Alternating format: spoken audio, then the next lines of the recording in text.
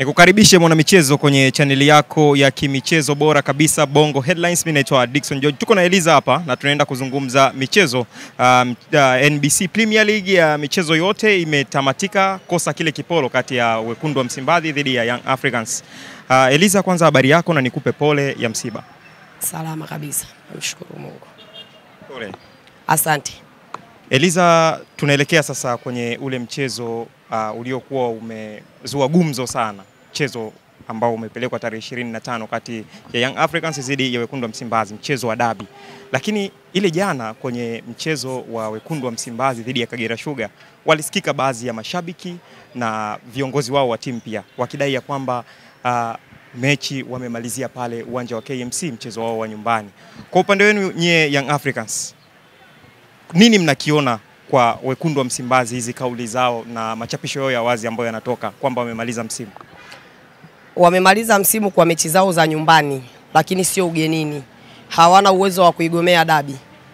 Wangekuwa na uwezo wa kuigomea dabi, basi siku ya tarehe 8 walivyotoa kauli kwamba hatutakuwa tayari kucheza mechi ya dabi mpaka watu wawajibishwe, basi mpaka leo tungeona wamegoma. Kwa nini tarehe 15 walikuwa wanaishadadia sana? Kwa mimi nadhani wao kusema kwamba wamemaliza game, ni wamemaliza msimu kwa upande wa nyumbani. Wao ndo walikuwa wenyeji, walikuwa wanawakaribisha Kagera. So mechi wanayoifuata sasa hivi ni dhidi ya Young Africans ambapo wao watakuwa wageni. Kwa hiyo kwa jana walikuwa na kila sababu ya kusema kwamba wamemaliza msimu kwa mechi zao za nyumbani. Lakini kwa mechi za ugenini bado hawajamaliza kwa sababu uwezo wa kugomea dabi siku ya tarehe 25 hawana. Mimi nakuhakikishia timu wataleta uwanjani na kichapo kitawahusu na ubingwa Young Africans atabeba.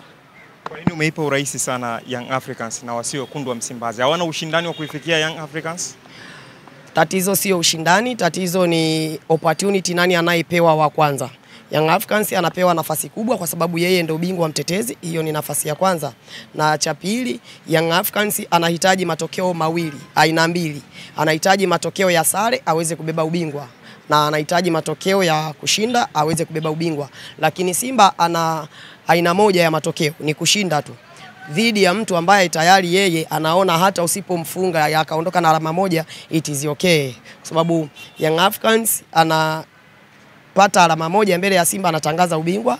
Na pia Young Africans kikosi chao na staili yao ya uchezaji na performance walioionyesha kwa msimu mzima mpaka hapa walipofika, unaona kabisa wanapewa nafasi kubwa kwenda kushinda mbele ya Simba. Lakini ukichukua performance ya Simba ya msimu mzima unakuta ni poor distance 0.01 kwa hesabu ya makadirio hata 1% haijafika.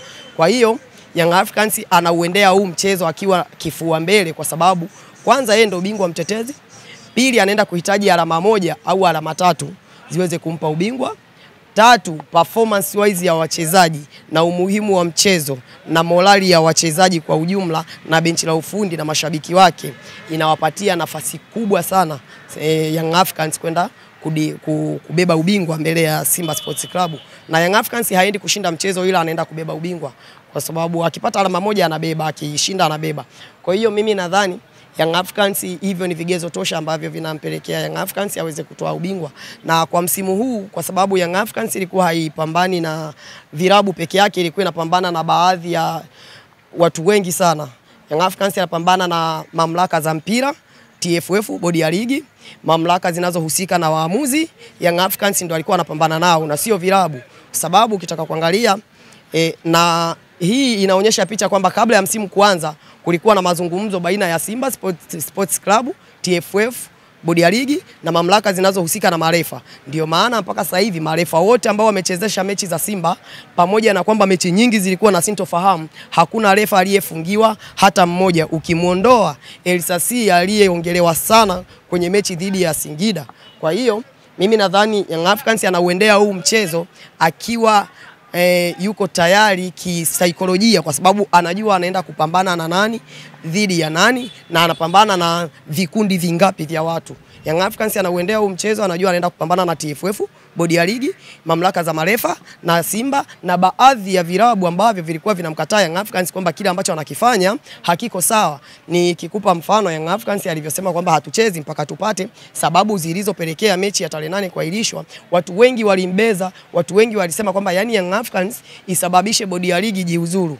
Lakini unatakiwa utambue kwamba sio Young Africans bali ni hoja za Young Africans ambazo zilikuwa zinaenda kuweka ukingo kwamba watu wajiuzuru na kuweka ukingo wa mechi kutokuchezwa mpaka watu wapewe taarifa kwamba ni kwa nini mechi ya tarehe 8 iliahirishwa, uchunguzi uliofanyika uko wapi na kwa nini mtuletee tarehe ya dabi ili hali bado hamjatuletea ripoti. Kwa hiyo sio kwamba Young Africans ndo alikuwa anasema, ila hoja za Young Africans ndizo zilizopelekea watu kusikilizwa au watu kuahirisha ule mchezo wa tarehe 15. Na bodi ya ligi wanaahirisha mchezo wa tarehe 15 ni kwa sababu hawana majibu kwamba nini kilipelekea mechi ya dabi ya tarehe 8 kuahirishwa. Ndio maana Mguto akaandika barua ya kujiuzuru kwa sababu hana majibu. Kwa nini hana majibu? Wanadai kuna mtu alipiga simu kuweza kuzuia Simba asifanye mazoezi siku moja kabla ya mechi. Wanamficha mwizi. So wewe ukiwa unamtambua mwizi alafu kamficha, maana yake na wewe ni mwizi. Tunashughulika na wewe. Hata likitokea tatizo ama ukakuta mtu tu amekufa barabarani, ukibaki unashangaa, unaanziwa wewe. Akishakuja askari anakukamata wewe. Utaenda kutoa ushirikiano. Usipotoa ushirikiano, wewe jela inakuhusu. Kwa hiyo bodi ya ligi akina Mguto, akina Almasi Kasongo, jela limewahusu kwa sababu wamemficha mwizi wao. Kwa sababu kama wao wanasema kwamba kuna mtu alipiga simu, kwa nini usimtaje huyo mtu? Sisi wadau wa mpira, mashabiki wa mpira, tukadiri naye ili wewe uendelee kusurvive kwenye eneo lako. So sisi tunachokijua, Simba uwezo wa kugomea mechi hana, tarehe 25 na kuhakikishia mechi ya timu ataleta uwanjani, ila tu mimi niwape rai wahakikishe wachezaji wao hawana shida yoyote, hawana injury, wale washibe ili watakapokuja kushughulishwa na wachezaji wa Young Africans wasije wakajisikia wapweke, wasije wakalalamika. Tunachokihitaji walete timu tarehe 25 tuweze kuondoka na alama 1 au alama 3 tuweze kubeba ubingwa. Hii wanayowatengenezea hivi sasa ndio mind game ya hizi timu mbili zikienda kukutana kwenye michezo? Ipi? Ya hatuchezi. Wakina nani wanasema hatuchezi? Simba Sports Club. Sijasikia wakisema hawachezi. Baadhi ya mashabiki. Sisi Young Africans tulisema hatuchezi na jezi tukatoa. Sasa wao wanasema hatuchezi, wanasemea chooni. Atoke aseme hatuchezi. Ili tumsikie, asikike. Ayesi anataka asikilizwe kwamba Young Africans kasikilizwa. Kwani sio yeye aliyesikilizwa tarehe 8 mechi kaahirishwa? TFF anaingia mkataba na GSM wa kudhamini ligi, sio Simba aliyosikilizwa. Kwa hiyo mimi nadhani Simba msimamo hana. Yeye msimamo wake tungemuona kweli ni mwanaume kuanzia siku ya tarehe 8 ambapo alisema kwamba sitakuwa tayari kucheza mechi ya dabi mpaka waliohusika kunizuia au kutuzuia kufanya mazoezi siku ya tarehe 7 kama inavyoelekeza kanuni. Lakini alijikanyaga mwisho wa siku tarehe kapangwa akakubali kupeleka timu wakati waliohusika kuwazuia kufanya mazoezi hawajawajibishwa. Sisi tukaichukua kauli yao ya hatuchezi mpaka tuletewe sababu zilizopelekea mechi ya tarehe 8 kuahirishwa na tukalisimama nalo hatuchezi. Na ikawezekana. Sasa wao wanasema hawachezi, wanasemea chooni. Wajitokeze hadharani, waje Jumatano kwa Mkapa waseme hatuchezi na waweke mabango hatuchezi. Sawa, tuhamie kwenye eneo la waamuzi. Ni eneo ambalo lilikuwa linapigiwa kelele sana na huu ndio mchezo wa kukabidhi kikombe. Wewe kwa maoni yako kwa upande wa waamuzi, nini ambacho ungependa kusemelea kuelekea kwenye huo mchezo? Mimi nadhani kwa upande wa waamuzi, mwamuzi tunayependa achezeshe mechi ya dabi awe Ahmed Arajiga kwa sababu ni mwamuzi ambaye ameonekana kwenye msimu mzima kufanya vizuri kwenye mechi za ndani mpaka mechi za nje. Arajiga amechezesha timu ya taifa ya Algeria. Arajiga amechezesha michuano ya shirikisho, amechezesha michuano ya klabu bingwa. Arajiga amechezesha ligi hapa ndani hasa kwenye mechi nyingi za Young Africans. Naamini Arajiga angechezesha kwenye mechi za Simba takriban mechi 3 mpaka 5. Simba asingeweza kuondoka. Kuna mechi ambazo Simba asingeweza kuondoka na alama 3 au alama 1. Mfano ni mechi ya Mashujaa, Simba asingeondoka na alama 1 wala 3. Angepigwa ile mechi. Mechi dhidi ya Pamba, Simba angeondoka na alama 1, angechezesha Arajiga. Simba dhidi ya Fountain Gate pale Manyara, Simba angepigwa ile mechi. Mechi dhidi ya Singida Black Stars, Simba angepigwa ile mechi. Kwa hiyo mimi nadhani angechezesha Arajiga takriban hata mechi 5 tu, Simba asingekaa nafasi ya pili aliyopo, ambayo inampa kiburi mpaka sasa kusema anaenda kuwania ubingwa ili hali kikosi alichonacho kibovu. Tukiangalia kwenye mechi yenu ya siku ya jana, kulikuwa hamna matatizo ya kibinadamu kwa referee? Mimi nilikuwepo uwanjani kutazama moja kwa moja kwa uwanjani kwamba kulikuwa na matatizo ya kibinadamu naweza nikakataa, lakini ninaporejea naweza nikakwambia kulikuwa na goli la offside ambalo lilifungwa, si ndio? Magoli 5 toa goli moja la offside. Nitafutie moment yoyote ile ambayo Dodoma alionyesha kwamba either Young Africans anastahili red card au Dodoma amelistahili penalty au alistahili na mpira wa kutenga Dodoma ambao ulikuwa una face kwenye lango la Micheli, alafu refa akapeta. Wao wanakuwa wanasema kwamba mechi zao mnawaangalia sana marefalis kuwa wanakosea, lakini kwenye mechi zenu mnakuwa amtizami hilo. Niliwahi kusema siku moja kwamba haiwezekani muamuzi kwenye mechi moja dakika ya kwanza mpaka dakika 90 awe na matatizo takribani 4 mpaka 5. Si ndio? Kutofautisha matatizo ya kibinadamu iko hivi. Kama mechi ya jana Young Africans dhidi ya Dodoma, lile ndo tatizo la kibinadamu. Kwamba Young Africans ameshinda magoli 5, kuna goli moja la offside. Yawezekana nikawa sijaona vizuri nilivyo review kwenye simu yangu. Unitajie goli lingine ambalo lilikuwa na sintofahamu. Nitajie goli ambalo lilikuwa na sintofahamu kwenye magoli 5 ya jana ukitoa lile la offside. Upande wangu mimi. Yeah. Nitajie sasa. Tuendelee. Toa hilo goli la offside, yanabaki magoli 4. Ndio maana nikakuuliza nitafutie moment yoyote ambayo Dodoma ilikuwa inamfanya aende kupata goli, refa akakataa. Aidha Young Africans amefanya rafu mbaya, anastahili kupewa red card, refa akakataa. Aidha kulikuwa kunatakiwa Dodoma apate penalty, refa akakataa. Huikuti moment yoyote ambayo Dodoma alifanya, si ndio? Hayo ndo matatizo ya kibinadamu. Yaani tatizo moja kwenye mechi dakika 90. Lakini ukija kwenye mechi ya Simba na Singida, utakuta refa amekataa penalti 3 za Singida. Uongo? Penalti 2 za Soa, penalti 1 ya Elvis Rupia. Uongo? Sema kama naongopa. Kuna faulo ambayo alifanyiwa Simba, mwamuzi akatenga kwenye mechi ya Singida. Akafanyiwa faulo ya staili ile ile Singida. Refa akapeta akamwambia ni fair challenge. Shemaroni kaenda kugadi mpira kafeli. Soa akaja akachukua mpira, Shemaroni kamvuta kamweka chini. Refa akasema ni fair challenge. Hayo ndio tunayosema refa amehusika. Kwenye mechi ya Mashujaa dakika 15 ulikuwa unaona ni za halali. Au vuta picha kwamba Simba ndo angekuwa anaongoza goli moja. Muda umepotezwa vile vile kwamba Simba anaongoza goli moja. Zimeenda mpaka dakika 90 zimetamatika. Zinatakiwa sasa ziongezwe dakika za fidia. Mashujaa ndo anashambulia. Zingeongezwa dakika 15. Na kuuliza penati Simba anapewa 2 dhidi ya Mashujaa hazikuwa penati. Hilo moja. Dakika 15 zenyewe ni uozo. Hayo ndio tunayosema kwamba muamuzi anakuwa ameegemea wapi? Upande mmoja. Game ya Coastal Union na Simba pale KMC 2-2. Coastal Union anaenda kupata goli la 3, refa anaua movement. Vuta picha kwamba Simba ndo angekuwa anaenda kushambulia kwenye lango la Coastal Union. Angeua ile movement. Hapo ndipo tunaposema kwamba muamuzi aliegemea wapi? Sawa, Young Africans mechi zake nyingi, mechi dhidi ya Dodoma, penati ya Dube ambayo haikustahili. Toa hiyo penati ya kule Dodoma. Alafu nitafutie moment yoyote ambayo Dodoma alionyesha kwamba inaenda kumnufaisha refa akapeta. Hauikuti. Hayo ndio matatizo ya kibinadamu. Mechi ya Tanzania Prison na Young Africans, Baka alifunga goli la mkono.